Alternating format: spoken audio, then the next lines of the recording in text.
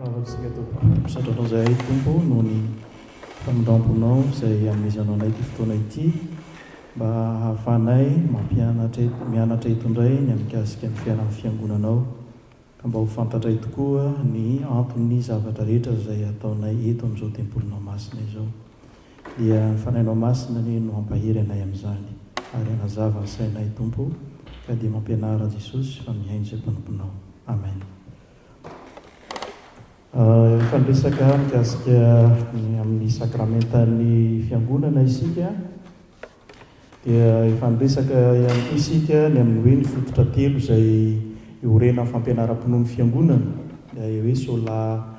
anankitelo, sola fide, sola gracia, sola scriptura izay fanazavaintsika teto. Mbola isy fotoana koa no iresantsika aoriana kely ao mikasika ny fanekam-pinoana moa fa tsy maintsy alamina tsara ny programa ahafahana tena mampita izany amintsika rehetrarehetra. Dia androany sika iresaka momban'ny fanompoam-pivavahana na ny fotoam-pivavahana liturgika moa zany izay ampiasaintsika fiangonana luterana malagasy. Nisy fivoarany moa ny ritoaly hatramin'izay fa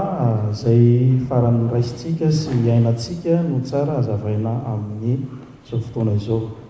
Ny fotoam-pivavahana izay tanterahantsika moa zany raha vao hoe manomboka mipaika ny lakolosy fanombohan'ny fotoam-pivavahana dia misy dingana misy ambaratonga samihafa izay tsy maintsy lalovana ao anatin'izany fotoam-pivavahana izany. Ka mahasamihafa atsika amin'ireo le atao hoe hetsiketsika evangelika samihafa io dia mitarika atsika ny hetsiketsika evangelika moa dia miankina amin'izay fanentanentana ny mpitarika ny fotoana eo ny fomba-pivavahana izay atao. Fa ny antsika zany misy le atao hoe ambaratonga na hoe le processus ao anatin'izany liturgie zany. Efandresantsika manko ny mikasika ny atao hoe symbolique hoe raha vao miditra amin'ny fiangonana ianao dia inona ny zavatra tonga dia avy hatrany taratrao avy hatrany ao anatin'izany fiangonana zany. Dia ireo le atao hoe le zavatra rehetrarehetra atao anatin'ny fiangonana dia efa mampita hafatra amintsika avy hatrany. Efa misy zavatra miteny amintsika avy hatrany zany ny symbole atao anatin'ity fiangonana ity. Ka raha vao miditra ianao dia tsy toy ny hoe miditra any amin'ny trano tokon'olona na miditra amin'ny tranona fanaovana lanonana fa hoe miditra ao an-tranon'Andriamanitra ray. Ka raha vao miditra ao ianao dia avy hatrany dia efa misy message tonga aminao fa hoe hihaona amin'Andriamanitra ianao. Izay mahatonga antsika hoe raha vao miditra aloha dia mba mivavaka manokana ny tsirairay aloha amin'ny fiomanana amin'ny fihaonana amin'Andriamanitra. Zany raha manao an'izany tsika tsy midika fa hoe tsy mbola eo zany Andriamanitra fa mbola andrasana fa ny tompo zany eo mandrakariva izy ary io moa le voalaza hoe tsika ny tempolin'Andriamanitra ao amintsika izy fa hafa le atao hoe fiangonana na le eklesia na eklesia avy amin'ny teny hoe ekaleo zany hoe voantso manokana ary natokana ho an'Andriamanitra.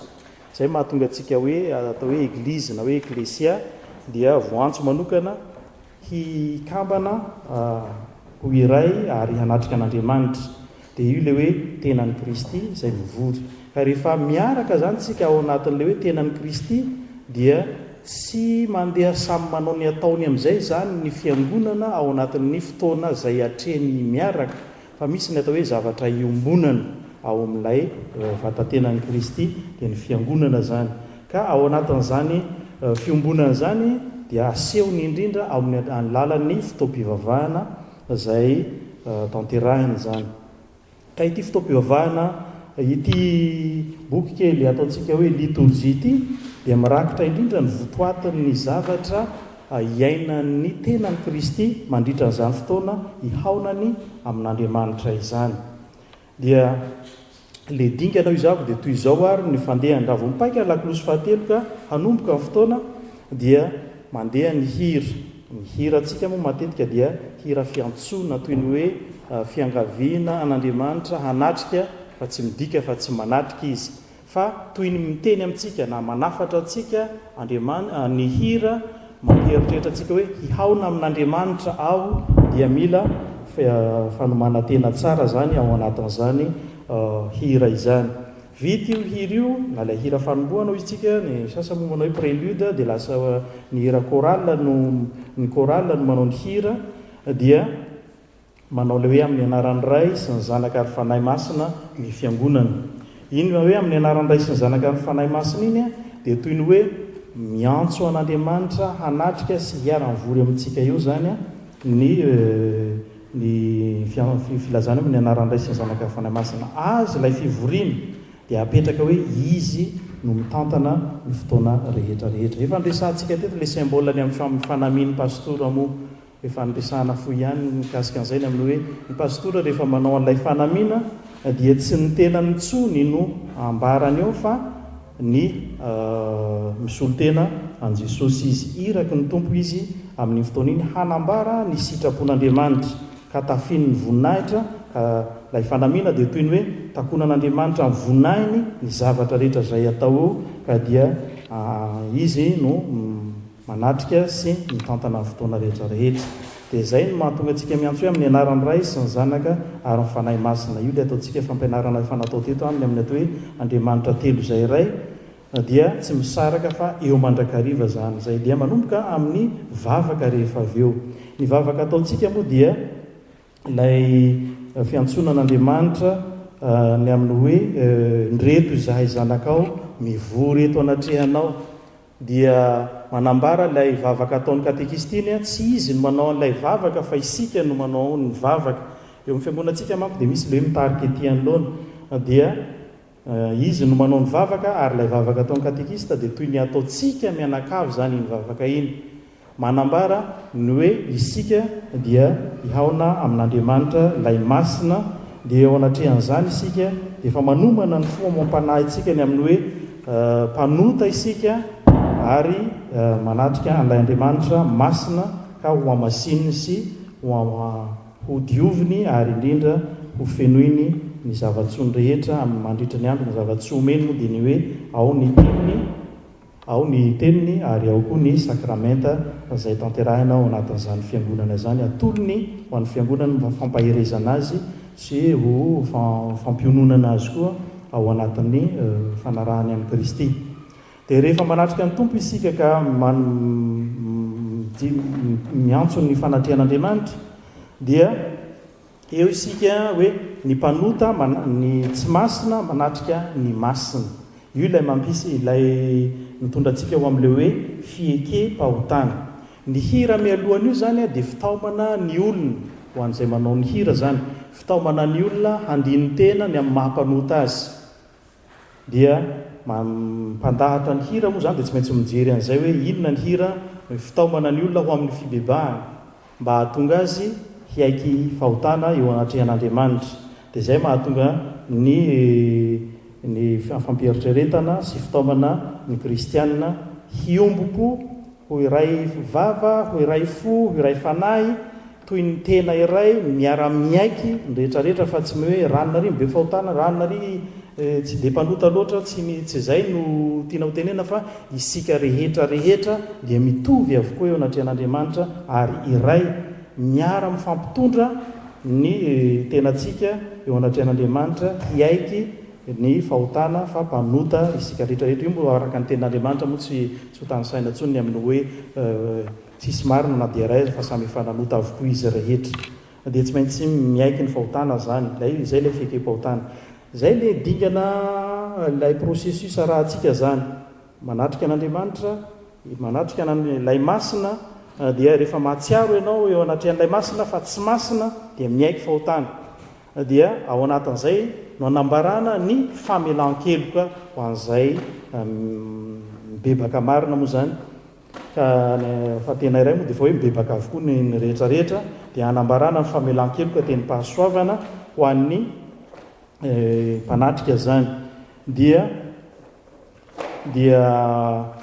rehefa mandray ny famelan-keloka ny rehetra dia ambara aminy rehefa mibebaka ny rehetrarehetra dia ambara aminy hoe inona ary no ambaran'Andriamanitra amin'ny olona izay tena miaiky ny fahotana. Dia io ilay hoe misy teny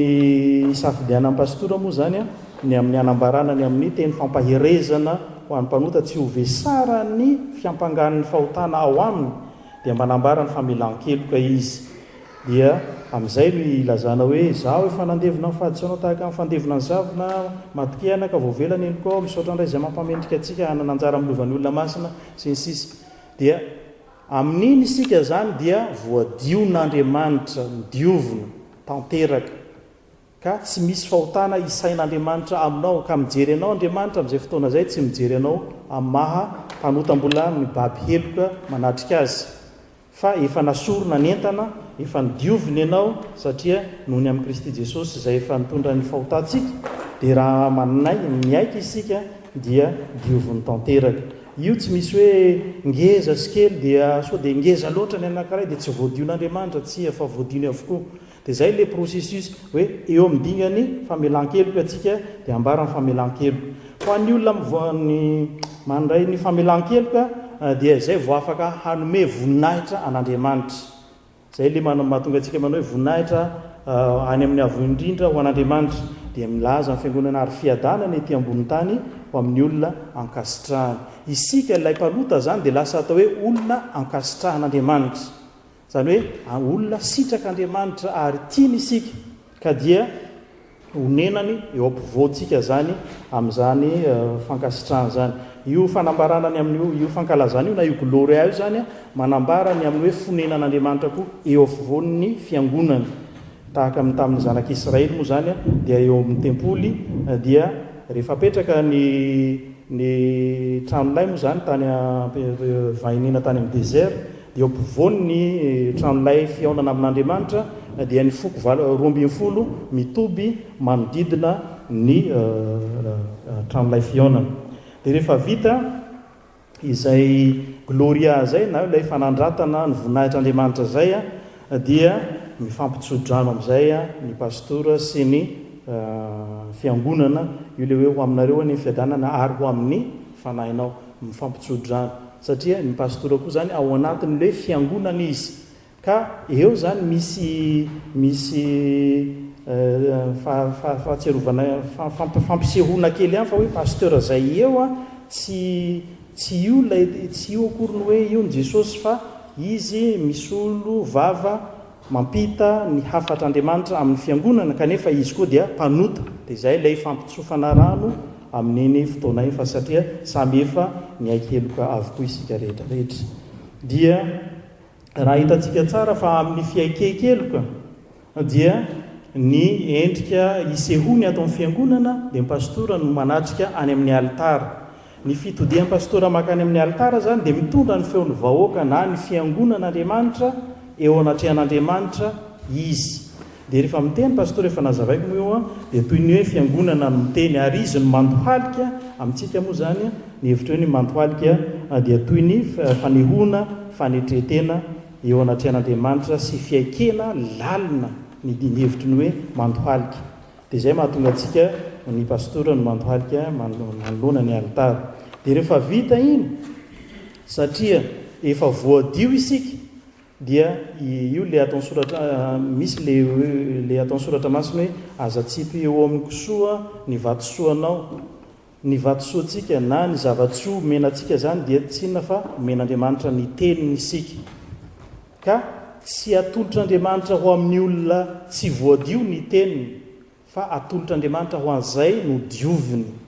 Dia zay vao afaka mandre ny tenin'Andriamanitra isika manomboka amin'ny famakiana ny soratra masina isika aorinan'izay. Zay ilay dingana manaraka zany efa voadio ianao dia omena ny tenin'Andriamanitra. Tahaka ny ohatrany hoe manisy rano ao anatin'ny vera ianao, tsy vera maloto no andehanao siinao rano fa raha maloto ny vera tsy maintsy ho diovinao aloha zay vao siinao rano. Dia tahaka an'izany isika ka isika tsy vera fa tempolin'Andriamanitra dioviny alohany ianao zay vao omeny ny tenin'Andriamanitra. Aorinan'izay ianao dia manao hira isika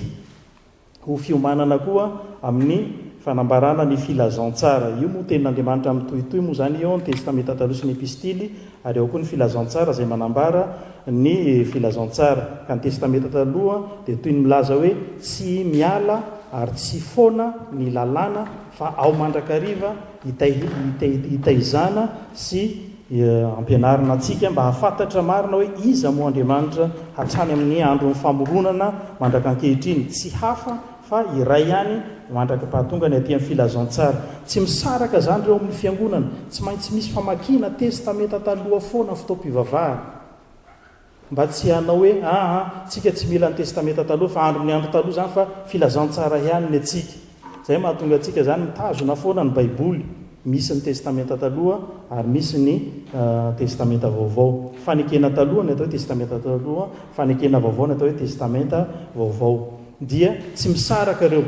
dia vakina mandrakariva reo mba ahitantsika fa tsy zavatra mifanipaka fa zavatra tanteraka zay voalaza tamin'ny testamenta taloha ho aty amin'ny testamenta vaovao, ka iaina ny fiangonana zany ary omena an'izay rehetra voadio tamin'ny fahotany. Dia rehefa mandreny filazantsara isika dia asehontsika fiangonana amin'izay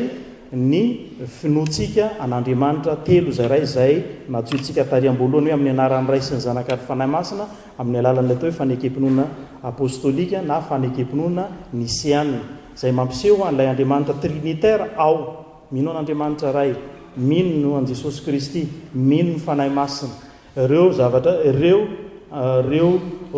telo Andriamanitra telo zay ray ireo zay voarakitra ao anatin'ny fanekem-pinoantsika no anamafisana orina lay Andriamanitra zay inoantsika sy ivavahantsika, dia aorina amin'izany ary averina mandrakariva eo amin'ny fiangonan'Andriamanitra izany fanekem-pinoana zany mba tsy hialany ka hiozongozona indray any ariana any hoe mivavaka amin'Andriamanitra iza marina ianareo ty. Dia zay ny antony anaovana ny fanekem-pinoana hoe aorina tsara zany lay efa voazava nanomboka tariam-boalohany. Dia rehefa vita zay fanekem-pinoana zay satria miaiky tokoa ianao fa manana an'Andriamanitra ray Zanaka ary Fanahy Masina, dia zay vao mandeha amin'izay ny toriteny. Ny toriteny dia hilazana sy anambarana nazavana ny atao hoe sitrapon'Andriamanitra zay ampahafantarina ny olona zay no navelan'Andriamanitra ny helony sy voadio ny fahotany.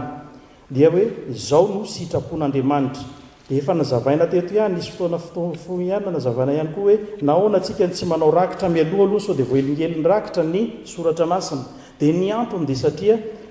tsy mbola mahalala ny sitrapon'Andriamanitra ny olona, satria inona no zavatra hataony raha tsy mahafantatra hoe inona no ampanaovan'Andriamanitra azy. Dia zay ny antony ny atsika mahatonga ny atsika hoe ny tenin'Andriamanitra aloha mialoha ny asa. Mandray ny tenin'Andriamanitra ny olona ary iny ny toriana amin'ny tsirairay mba hahatonga ny tsirairay hanatanteraka zay voalazan'ny hafatra ao anatin'izany tenin'Andriamanitra zany. Teny toriana, teny hazavaina, tenin'Andriamanitra zay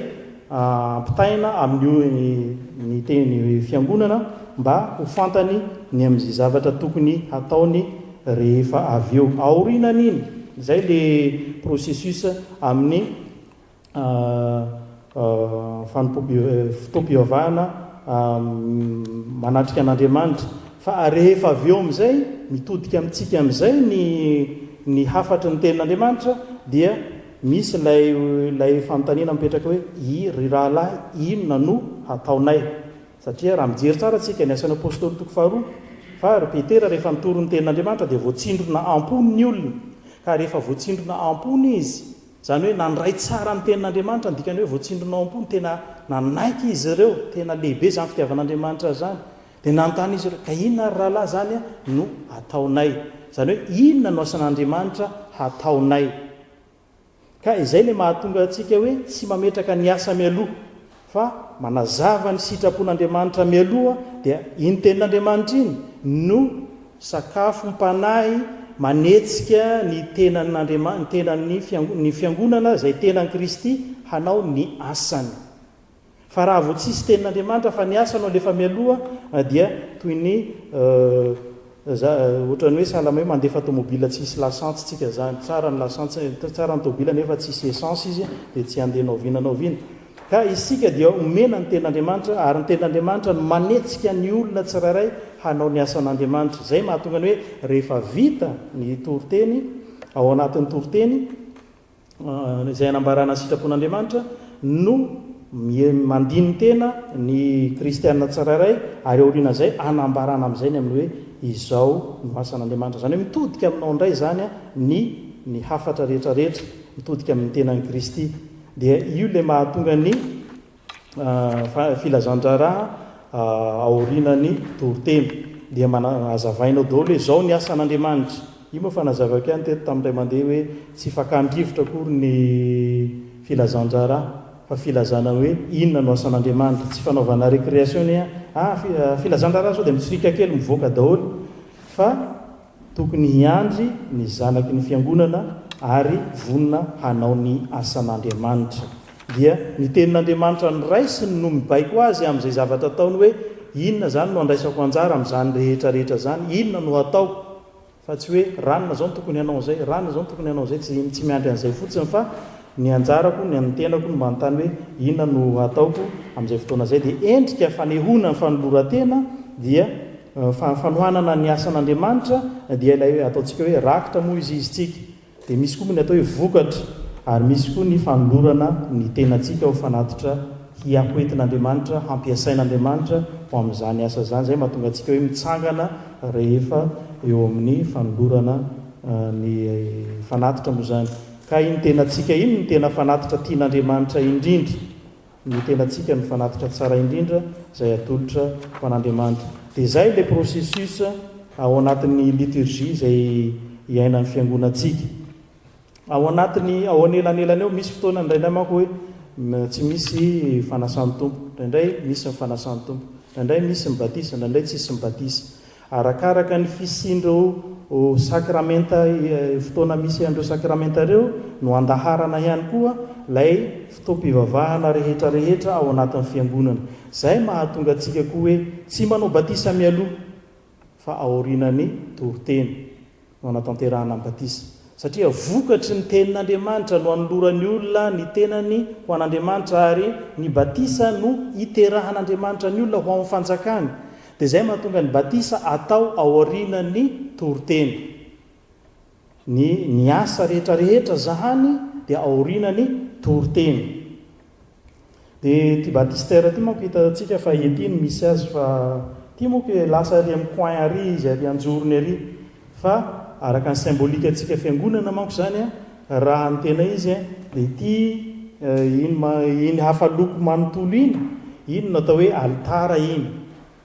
ny altara zany symbole ny fanjakan'ny lanitra zay no symbole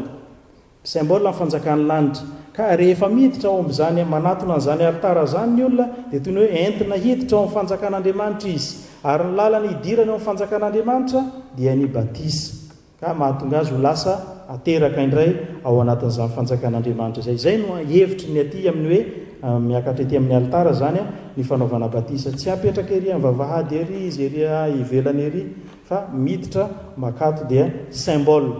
zay le ataoko le efa nilazaiko tamin'ny tany amboloha moa le hoe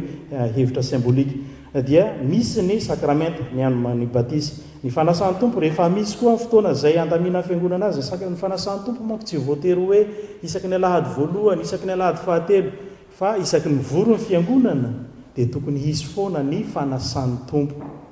satria rehefa mivory ny fiangonana dia miaraka tokony hiray latabatra amin'ny tompo foana isika fa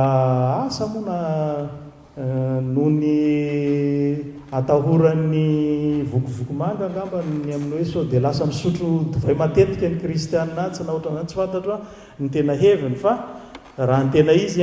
dia tokony hisy foana ny fiombonana latabatra amin'ny tompo amin'ny fotoam-pivavahana kanefa na izany na tsy zany ny fiangonana mandamina kosa ny amin'ny hoe asiana fotoana zay anaovana an'izany satria ny fanasan'ny tompo koa dia tsy ataoko karazana ohatrany hoe vonjovonjena ohatrany fihinanana tovakena izy io ka hoe hoanina amin'ny fotoana zay hoanina foana fa araka ny fampianarantsika dia mila fiomanana ny fandraisana fanasan'ny tompo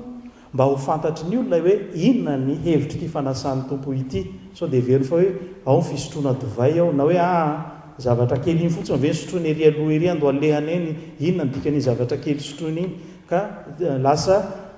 tsy fantany ny lanjan'ilay atao hoe fanasan'ny tompo amin'izay fotoana zay ka io le mahatonga atsika hoe mampisy ny hoe tokony isy fotoana fiomana ny mpandray ny fanasan'ny tompo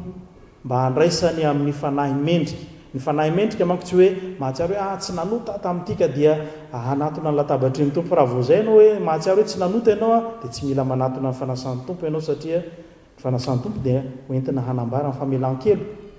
Ka raha tsy nanota ianao tsy mila famelan-kelo. Fa ny fiomanana izay tsara indrindra dia ny fiomanan'ny olona hitondra ny tenany ka ilazany hoe mpanota ao tompo ka tsy mendrika ho anao akory, ka manatona ny latabatra ao mba ho diovinao, mba hananako ny fahamasinanao amin'ny fiainako rehetra. Dia izay fiekena zay sy ny fieritreretanao ny tenanao mampanotanao zay le atao hoe fanetretena hoentina manatona ny latabatry ny tompo. Hanatona ny latabatry ny tompo isika rehefa avy eo dia ao anatin'izany hoe fanasan'ny tompo zany no andiniantsika tena hoe hitondra ny tenako mahampanota ahy anatona an' Jesosy, lay masina ho aton'ilay tsy masina, ka mba ho amasininy sy ho dioviny tanteraka isika amin'izay fotoana zay. Ary amin'iny no anomezany koa ny teny fampaherezana mba hitoerantsika amin'ny atao hoe finoana velona ho fiainana mandrakizay. Dia tahaka an'izay ny fizotronyilay atao hoe processus efa nresantsika teto moa ny amin'ny resaka hoe famaranana ny fotoam-pivavahana, satria rehefa vita izay rehetrarehetra zay dia io le mifampitsodrano indray hanao ny asa, fa tsy hoe tsofina rano ndeha namody amin'izay fa vita ny aty ampian'ny tempoly, tsy zay ny fotoam-pivavahantsika, fa mifarana amin'le hoe tsodrano handeha hanao ny asan'Andriamanitra. Zany hoe rehefa vita ny fotoana eto ka hiala amin'ny fiangonana isika dia tsy fiazakazahana fandehanana mody ny hevitry ny tsodrano aronika ato amin'ny fiangonana, fa ny tsodrano zay pampaherezana atsika fa ny tompo dia homba atsika amin'ny asa rehetrarehetra. Dia tahaka an'izay voalaza ao amin'ny marika toko 2:10 farany io ny amin'ny hoe ary ny tompo dia niara-ny asa taminy ka nanamarina ny asany tamin'ny famantarana samy hafa. Zany hoe ny mpianatra rehefa miala eo amin'ny fivoriana dia tsy lasa mamotsy fodiana fa manao ny asan'Andriamanitra izy. Ny asan'Andriamanitra akory tsy dia hoe andeha hitory filazantsara sy ny anina akory, tsy zay lay hoe tsy maintsy atao, na dia izay no objectif atsika, fa amin'izay ataonao rehetra na any an-trano na any am-piasana dia ao am-ponao foana ny amin'ny hoe vavolombelon'i Kristy aho, fahazavan'izao tontolo izao aho, fanasin'ny tany aho, iraky Kristy aho. Dia amin'izay ataonao rehetrarehetra anehonao ny fahatsaran'Andriamanitra eo amin'ny asanao, dia ho hitan'ny olona ny mampiavaka anao amin'ny maha-kristianina anao amin'ny olona izay tsy kristianina. Dia ho hita hoe zay lay fijoroanao vavolombelona, zay lay asan'Andriamanitra. Asan'Andriamanitra manko Jesosy manao zao, ianareo no ho vavolombelona. Lay vavolombelona manko tsy manao témoin any amin'ny tribunal fotsiny, tsy zay, fa ny vavolombelona dia témoin ny fisian'Andriamanitra, témoin ny fahatsarany Kristy, témoin ianao amin'ny asan'Andriamanitra hoe tia ny olona rehetrarehetra, hita eo amin'ny fiainanao zany rehetrarehetra zany. Dia ino no mahatonga ny olona hanontany hoe inona reny mahatonga nyity olona ty tena hafa noho ny tenako, maninona izy no ohatran'izao, hafa noho ny amiko, fa maninona izy no faly mandrakariva, maninona izy no tsotra tsy ho mpiainana mandrakariva, maninona izy no tahaka an'izao, inona mahatonga nyity olona ty hafa noho izao. Dia hanontany anao izy amin'izay fotoana zay hoe ny soratra masina dia hoe amin'izay hambaranao aminy izay ao aminao dia ilay Kristy Jesosy izay tia azy koa amin'izay fotoana zay. Dia tahaka an'izay ilay asan'Andriamanitra izay omeny atsika ho tanterahintsika eo amin'ny fiainantsika manontolo. Koa ny asan'Andriamanitra dia tsy voatery hoe mitory ny tenin'Andriamanitra sy ny mamoaka demonia fotsiny ihany aloha, fa zava-dehibe ireo, fa arak'izay voalaza zay dia lay fijoroantsika any amin'ny toerana zay ametrahan'ny tompo anao ho solo-tenany, satria monina ao aminao izy, mitoetra ao aminao izy ary tsy mamelanao herery izy. Dia tahaka an'izay lay ny dingana samihafa ao anatin'ny atao hoe liturgiatsika ny fotoam-pivavahana zay tanterahantsika tahaka an'izao. Dia ingany isika mianakavy samy hotahin'ny tompo mba tena hiaina tokoa manomboka eotsika dia ho hitantsika amin'izay ny fizotran'izay fanazavana zay amin'ny fotoana zay ho tanterahintsika rehefa avy eo. man'andriamanitra irery any any voninahitra. Amen. Vavaka isika. Misaotranao zay Jesosy noho ny fitiavanao sy ny famondram-ponao ahafahanay mitondra fanazavana mahakasika ny fiainam-piangonana mba ahafahanay mizotra sy miaina izany amin'ny fivorianay tahaka an'izao. Mba hotsapanay ny fahamasinany ity fivoriana izay atrehinao ity, ka mba tsy ho toy ny mivory toy ny fivoriam-pokon'olona fotsiny izahay eto, fa ho fivoriana masina izay hanomezanao anay ny teninao sy ny sakramentanao, mba hampiorenana ny finoanay, haharetanay amin'ny fanarananao, satria izany no hitaizanao anay, mba tsy hahatonga anay ho kivo na ho ketraka na hiemotra amin'ny finoana, fa mba haritra amin'izany ambara-piverenanao eny amin'ny ranolanitra. Dia tahio ny fiangonanao rehetra izay manatona anao tamin'ity andron'io ity, ianao mampaherin'ny kristiana rehetra hihazona ny finoana velona ao anatin'izy ireo, ka mba ho fanasana sy fahazavana amin'ny toerana samihafa izay metrahanao anay izahay, ka mba hataona ireo izay mbola mitoetra ao anatin'ny aisiny. Dia raha isoanitra ankasitranao rery any Tompo izay rehetra ataonay, ho voninahitry ny anaranao. Amen.